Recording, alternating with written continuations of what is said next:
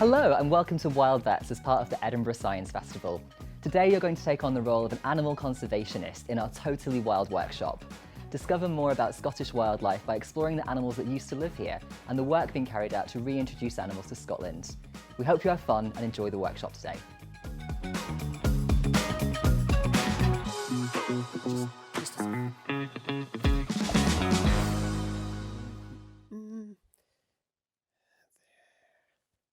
Hi everyone, my name is Graham and welcome to Wild Vets, a workshop that takes us on a wild journey around the place that I live, Scotland. From tall mountains filled with soaring eagles, all the way down to coasts where whales and dolphins swim. Nature in Scotland is amazing, but it is also always changing.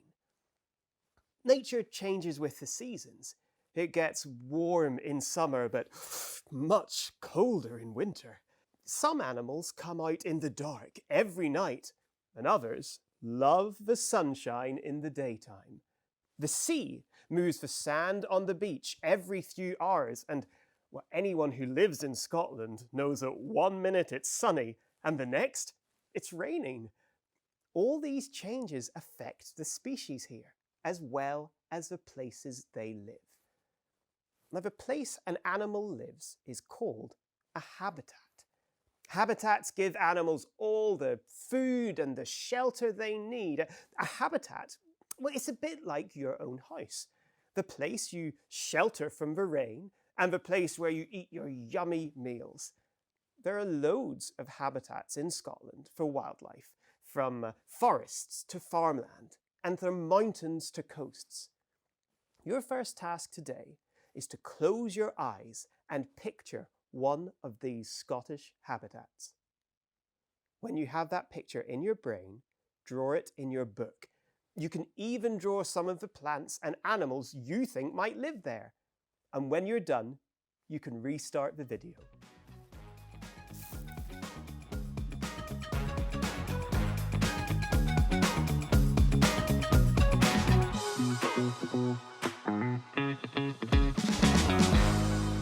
So what did your picture of Scotland look like? Did it have mountains covered with purple heather? Or did it have pine forests full of tall trees and berries? Or maybe you drew the big blue sea filled with fish. Well, whatever you drew, Scotland's habitats are always changing.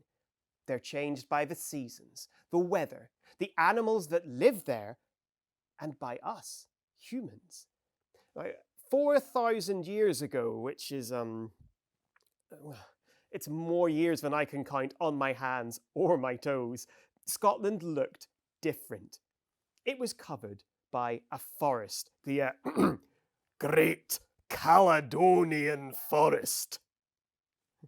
And this forest was a really important habitat for lots of different animals. But we humans changed this habitat. We took away trees to build farms, to build villages, and then to build cities. Lots of animals lost their homes, and today we are still changing the habitats in Scotland. Now, when animals lose their habitats, they can go extinct. And when something goes extinct, it disappears completely from one place, or even from the whole world. This workshop is about animals that went extinct in Scotland because of humans, what we can do to protect them, and how we can bring them back. The first step is to find out what animals use different habitats. On the left are animals you find around Scotland, and on the right are some of the habitats. Try to match the animal to the habitat it lives in and write it down. Remember, the animals may use more than one. Pause the video now, and I'll see you back here when you're done.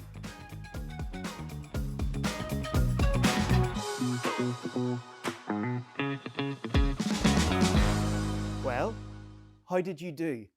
Let's find out together.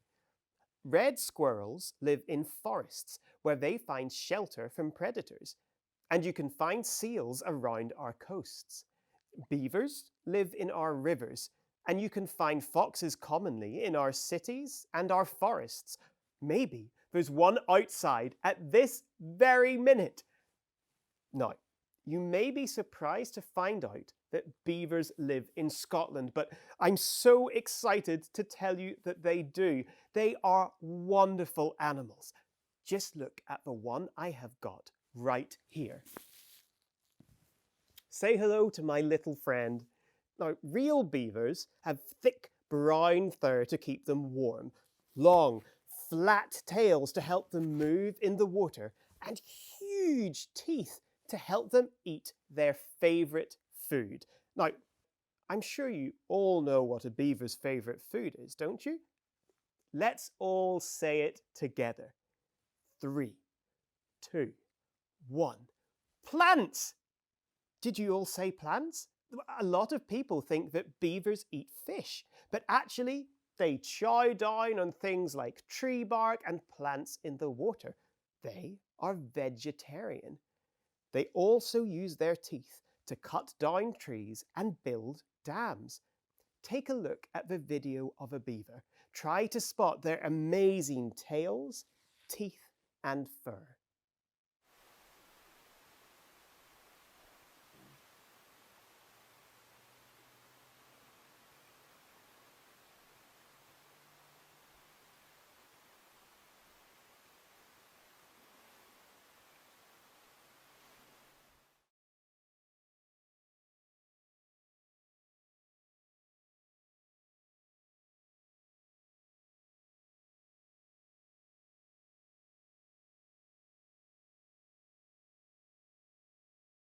Beavers lived in Scotland with humans for a very long time.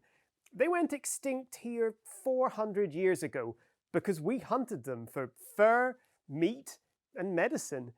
And when an animal goes extinct, its habitat, the place where it lives, changes. Without the beavers, there were no dams. A dam is a mix of sticks, rocks, and mud, and beavers build them in rivers. The dams slow the water down, creating big pools for the beavers to live in, splash in, swim in. It just sounds delightful. But these pools are habitats for loads of other creatures as well. Things like dragonflies and ducks, quack, quack, quack, quack, frogs, ribbit, ribbit, and even fish. By building dams, beavers change the habitat, making it better for more animals. So when the beavers went extinct in Scotland, there were no more dams, and loads of animals lost their homes. But instead of talking about beaver dams, let's try and make one. I'm going to show you how to build a beaver dam using the kit I have, but we've given you loads of suggestions on our website, so make sure to check them out. What you need is a tray like this. A baking tray or a large Tupperware box would also be great. This is going to be your river. Right now, the water in your river flows really quickly. Then you need your building materials. Beavers build dams from sticks and stones and mud. Now, I've got some sticks and some stones I collected from outside, but you can also use things like knives and forks, or pens, pencils, Lego bricks, whatever you have. And if you want to use something for the mud, you can try blue tack or Play-Doh. Now, here's one dam I made earlier. When you've finished it, raise one end slightly like this. Get your water ready and then pour.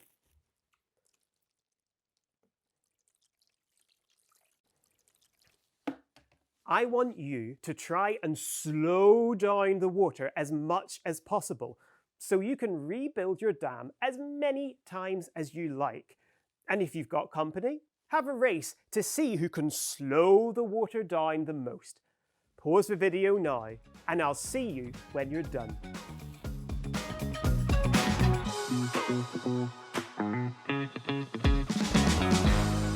I'm sure that your dams look amazing, and I'm happy to say that we have dams in Scotland again. In 2009, we reintroduced beavers into the west of Scotland.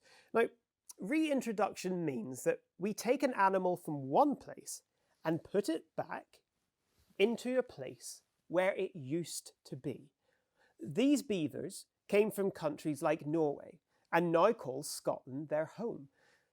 But reintroducing animals, well, it isn't always that easy. Changing a habitat can make it difficult for another animal that lives there: humans. When beavers build dams, they sometimes flood fields or areas that humans use. And it's so important, therefore, that we do lots of work before we reintroduce a species like the beaver. And we need to watch the animals to find out what they are doing when they are here. Now, there are lots of ways to watch or monitor animals, and one of them is to use cameras. We set this camera up outdoors to see what we could find around Scotland. Let's see what animals you can spot in the videos. This guide will help you to work out what you saw.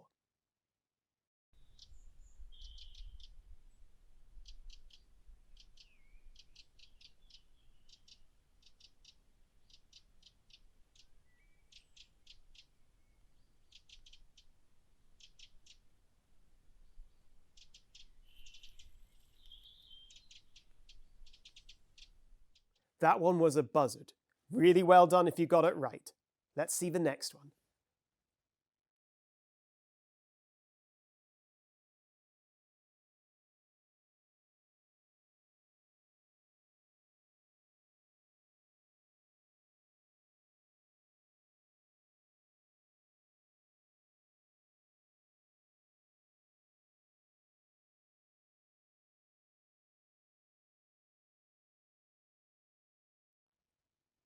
Did you spot it?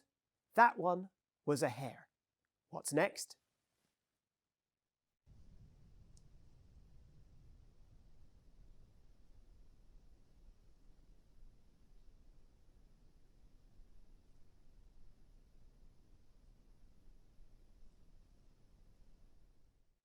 Well done, guys. There was a wildcat in that video. Let's go to the last one.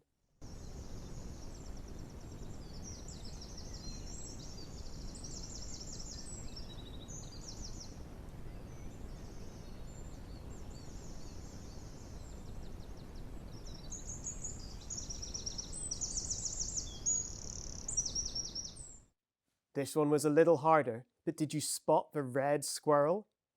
Well done, everyone. That was some great wildlife spotting. Cameras are amazing for helping us to find animals, but we can also look for them using signs. Signs are things that animals leave behind in their habitats. Things like fur or teeth, scratch marks, and yes, even their poo. Now this is the poo of an amazing bird called a capercaillie. Let's take a look at one. Capercaillies are huge black birds that look a little bit like a turkey. Their habitats are the forest in the north of Scotland, and they eat berries from the forest floor, as well as pine needles in the winter. You can find traces of the food that they eat in their poo, and, well, I've got to tell you, their food tastes delicious. Oh my God. Oh. I'm so sorry. You didn't think this was real capercaillie poo, did you? No. If I ate real capercaillie poo, I would get very sick. No, this is just the next activity. So if we went to look for capercaillie poo all together, we could frighten the birds. So I want us to do the next best thing, to make it. We've given you a basic recipe to make edible animal poo, which you can do now or after the workshop. And when you've done that, you can add things that a capercaillie would eat. I added some berries, like this. Delicious, but because I don't like eating pine needles, I added something else plenty instead, some coconut. So why not find out what other animals eat and see if you can make an edible version of their poo as well? You can try the recipe now if you want, or continue straight into the next video. I'll see you there.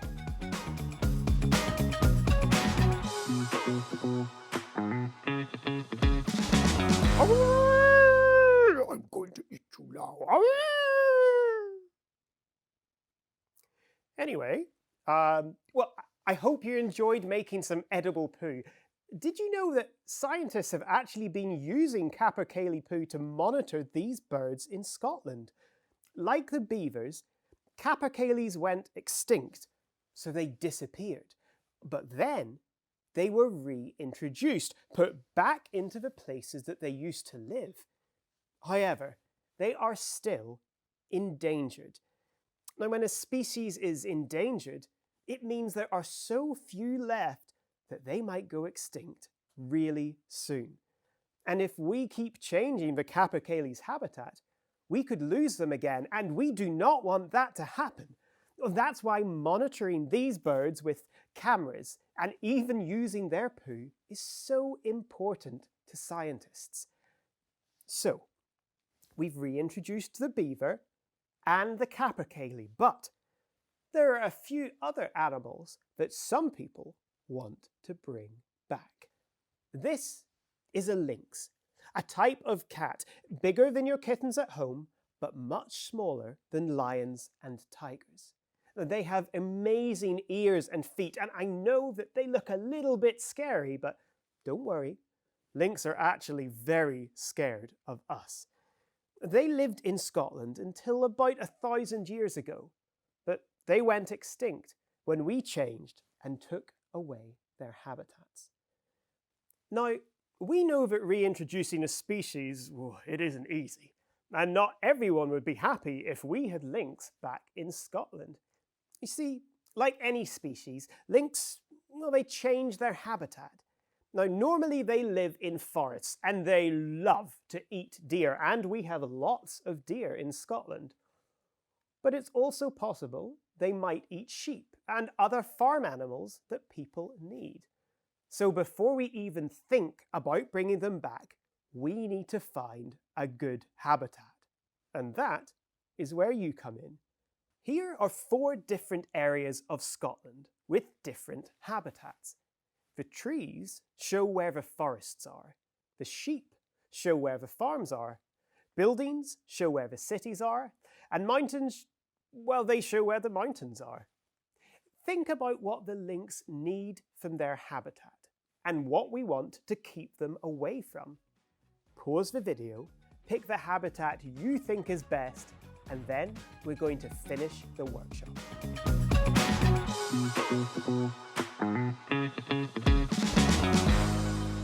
So, how did you do?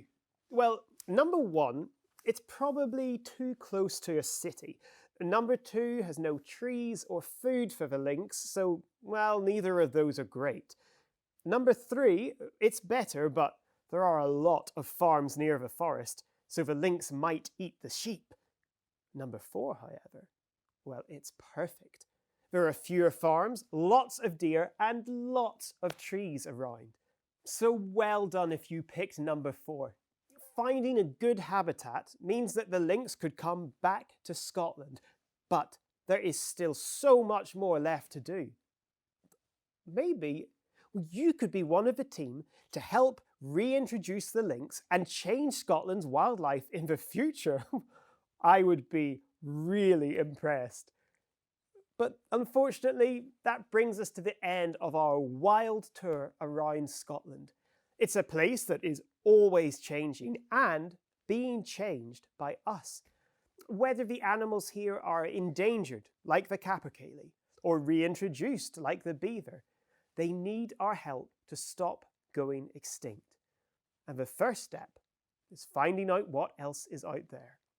So whatever habitat you live in, a city, a farmland, on the coast, you can find lots of plants and animals living there. So why don't you go outside, note down everything you see and watch how it changes with time. Maybe I'll see you there. Goodbye and happy exploring.